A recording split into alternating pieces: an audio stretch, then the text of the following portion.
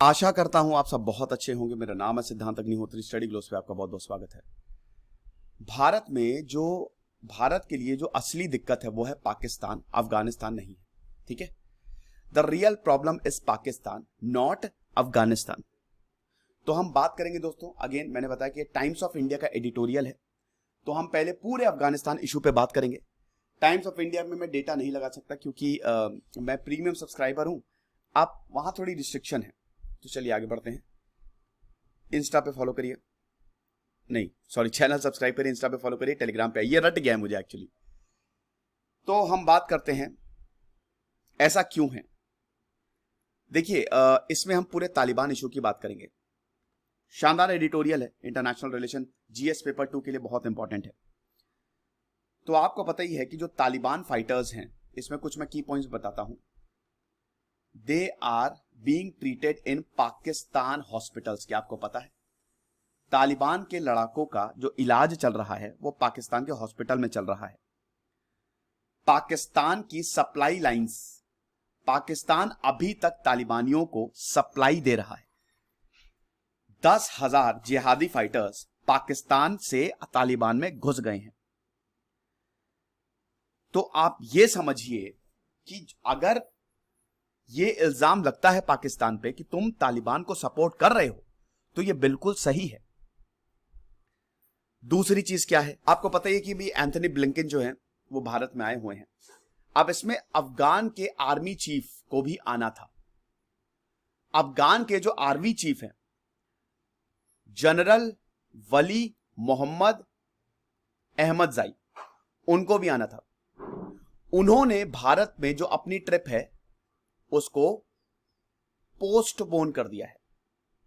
अच्छी बात है, वैसे मैंने बताया था कि अगर ये आएंगे तो बढ़िया ही होगा, लेकिन क्यों पोस्टपोन किया है? क्योंकि तालिबान का खतरा लगातार बढ़ता जा रहा है। कांधार पे तालिबान बहुत है कि कांधार को हम जीत लेंगे, और कांधार बहुत बड़ा शहर है। तो इस समय भारत आना बहुत अच्छा नहीं रहेगा। ठीक है, अब अफगान की जो फोर्सेज हैं वो तालिबान को इतनी ज्यादा टक्कर नहीं दे पा रही हैं, ये भी आपको पता है। भारत को भी इस चेंजिंग सिचुएशन में अडॉप्ट करना पड़ेगा। फंडामेंटलिस्ट जो हैं वो बढ़ते जा रहे हैं। दिल्ली हालांकि अशरफ घनी की सरकार को सपोर्ट कर रहा है। ठीक है, क्योंकि देखिए भारत ने $3 बिलियन जो है, $3 बिलियन इन्वेस्ट किया हुआ है।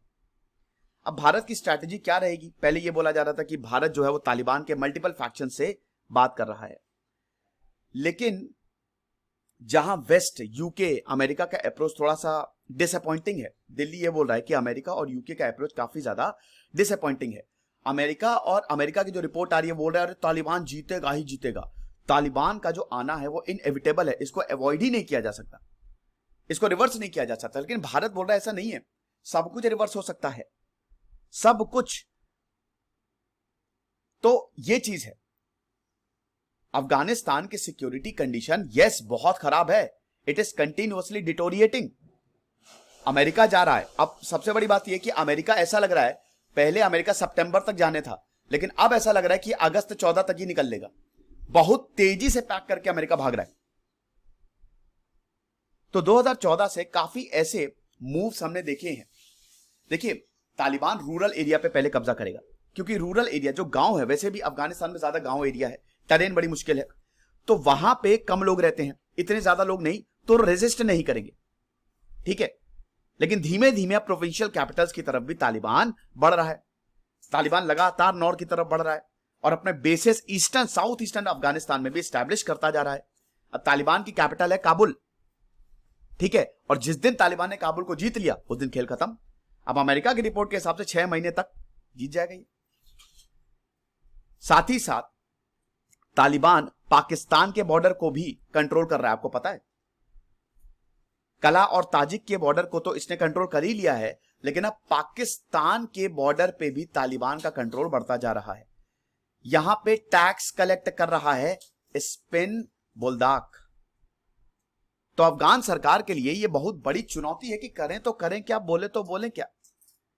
लीडरशिप उतनी अच्छी है नहीं अफगानिस्तान की। आपको पता है अफगानिस्तान का कोई डिफेंस मिनिस्टर है ही नहीं, अशरफ गनी ही ये चीज संभाल रहे हैं, ये पद संभाल रहे हैं। ऐसा प्रॉपर डिफेंस मिनिस्टर अभी तक नहीं है कोई प्रॉपर। तो डिफेंस पोर्टफोलियो यही देख रहे हैं।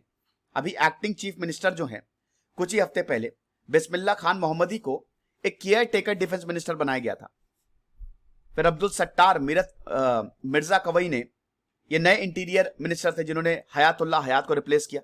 और जनरल वली मोहम्मद अहमद जाई नए आर्मी चीफ आए जिन्होंने जनरल यासिन जिया को रिप्लेस किया।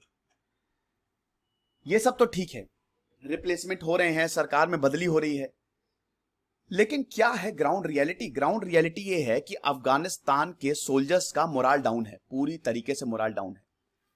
कुछ लोगों ने तो कुछ सोल्जर्स, कुछ सैनिकों ने तो सरेंडर कर दिया। कुछ ऐसी भी खबरें हैं कि अभी सेना को पैसे ही नहीं मिल रहे हैं, वो सिर्फ देश के लिए ही लड़ रहे हैं। फंड्स ही नहीं है कि हम ट्रूप्स को पैसा दे सकें। अगर कोई घायल हो जाता है अफगानी सैनिक, तो प्रॉपर मेडिकल केयर तक नहीं दी जाती है। अंडर रिसोर्स्ड एरिया है, बहुत सारे अंडर रिसोर्स्ड एरिया है, और ऊपर से तालिबान का एकदम वेल ऑर्गेनाइज्ड स्ट्रक्चर। अब अमेरिका जो कर रहा है कि एकदम फटाक से भाग रहा है बोरिया बिस्तर निकाल के, उसने और अफगानी फोर्सेस को, भाई पहले अफगानी सरकार को, अफगानी फोर्सेस को अमेरिका था तो अफगानी सरकार थोड़ी सी मतलब था कि यार चलो ठीक है अमेरिका तो संभाल ही लेगा। लेकिन जैसे ही अमेरिका ने बोला कि अब हम जा रहे हैं, अब इनके लिए प्रॉब्लम एकदम से इनके लिए संभलना होगा ना भाई। जब 1991 में सोवियत संघ टूटा था 15 रिपब्लिक्स में, 1940 से लेकर 1991 तक कोल्ड वॉर चला। अब ये जो कोल्ड वॉर था इसमें 15 रिपब्लिक सोवियत के आदी हो गए थे, सोवियत यूनियन के आदी हो गए थे। लेकिन जब ये टूटा, जब सोवियत विघटित हुआ, डिसइंटीग्रेट हुआ, तो उनके यहां बहुत बड़ी प्रॉब्लम आ गई, सिविल वॉर शुरू हो गए, वो संभाल ही नहीं पाए कहीं ना कहीं इकोनॉमी को। यही अफगानिस्तान से हुआ, अफगानिस्तान में हुआ। अब 31 अगस्त तक, आप समझिए 31 अगस्त तक ऐसा बोला जा रहा है कि अमेरिका बाहर निकल जाएगा। और अगर ऐसा हुआ तो जो अभी तक तो रूरल में है, अब जो बड़े बड़े शहर है वो अटैक में आ जाएंगे। अब अमेरिका चाह रहा है कि नहीं नहीं हम एयर सपोर्ट देंगे, ऐसी कोई दिक्कत नहीं है, तालिबान को हम पीछे ढकेलेंगे, तालिबान को 8 और 9 प्रोविंसेस तक ही रोकेंगे। अरे तो ये भी क्यों उनको देने हैं, खतरा थोड़ी ना जाएगा। अभी खबर ये आ रही थी कि दोस्तों 300 औरतों को तालिबानियों ने उठा लिया। कल ही मैंने एक खबर की थी कि अफगानिस्तान का जो पासपोर्ट ऑफिस है, लंबी लाइन लगी हुई है, सुबह 5 बजे से लोग यहां पे लग जाते हैं। आमतौर पे 2000 लोग आते थे पासपोर्ट के लिए, लेकिन अब दिन भर में 10,000 लोग आ रहे हैं। सब अफगानिस्तान से बाहर निकलना चाहते हैं कि भैया यहां तो वो ये वॉर टॉर्न कंट्री है। फिर पश्तून ग्रुप की भी यहां पे बात होती है। तालिबान का जो नेचुरल हेडक्वार्टर है वो सदर्न और ईस्टर्न अफगानिस्तान में, हेलमंड, उरजगान, कांधार, पख्तिया, यहां पे।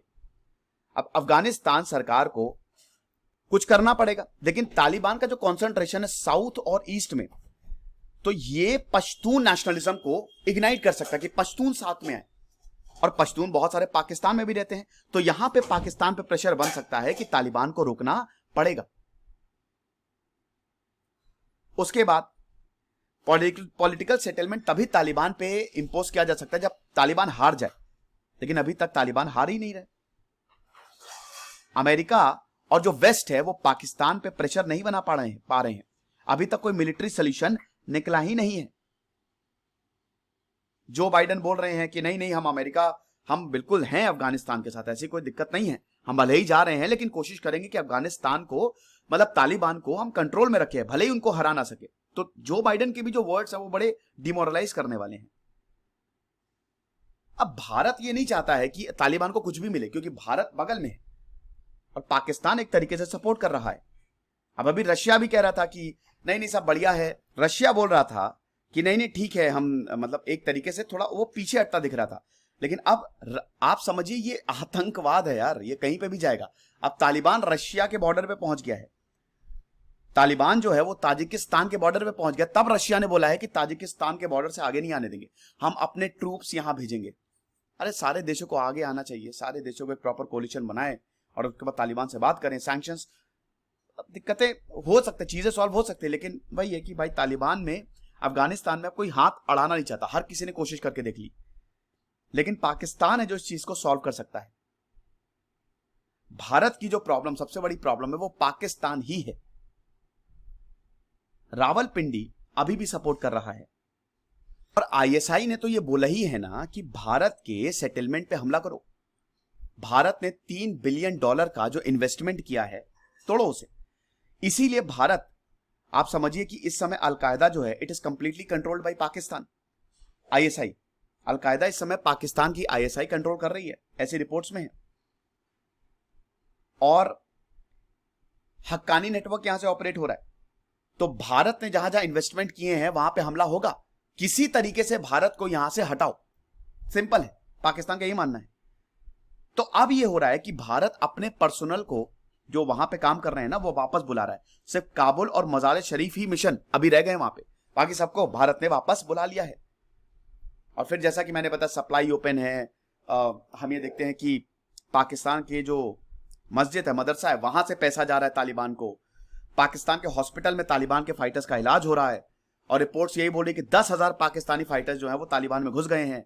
बहुत सारे जो वहां पे डेथ हुई है उसमें पाकिस्तान की आईडी मिली है, ये समझिए आप। ऐसे में कैसे होगा? और इधर इमरान खान बड़ी बड़ी बातें, वड़ा पाव खाते, ये बोल रहे हैं नहीं भाई देखो ये सब बकवास है, हर किसी को पता है कि सच्चाई क्या है। अशरफ गनी ने सीधे मुंह पे बोला था इमरान खान के कि तुम्हारी वजह से प्रॉब्लम है। तो सबसे बेस्ट क्या हो सकता है? पहली बात तो पाकिस्तान को थोड़ा रिस्पॉन्सिबल बनना पड़ेगा, ये सबके लिए अच्छा है। और दूसरा, पॉलिटिकल सेटलमेंट हो, पॉलिटिकल सेटलमेंट हो, क्योंकि ऐसे तो चलेगा नहीं। वर्स्ट केस सिनारियो है नो डील, कि कोई भी डील ना हो और जो हो रहा है उसको चलते रहने दे। तो ये प्रॉब्लम हो जाएगी, क्योंकि ये एक फर्टाइल ग्राउंड है आतंकवाद के लिए।